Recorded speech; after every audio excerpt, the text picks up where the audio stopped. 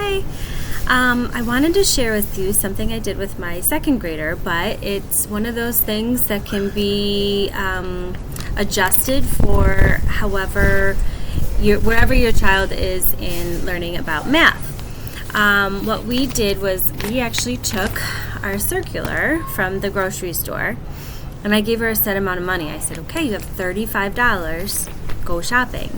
And so we created a sheet where I put the item, I put how many of each item, how much it would be, and then her current balance. So she started at 35 and she was able to kind of go down. What I found was this was so great because it had so much math involved with it. For example, if there's something 4 for 10, and I said, okay, well, if it's 4 for 10, how much for 2?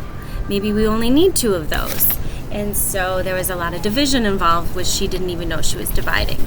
Obviously, the addition and subtraction.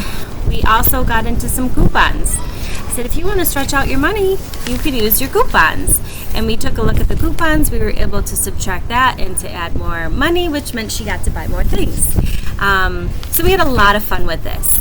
This was obviously all you needed was some kind of circular. We also found a lot of the grocery stores will have them on their websites, so you don't even have to if you don't have one in the mail.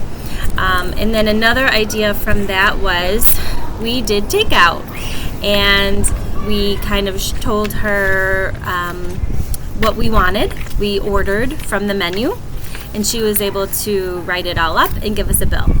And it was a great fun thing that we could do that used a lot of different math skills, and we had a lot of fun with it. And I got a pizza and some chicken wings, and it was really fun. So I hope this helps. I hope this gives you some ideas of things you can do that are going to keep those math skills sharp and ready for when we get back to school. Thanks. Bye.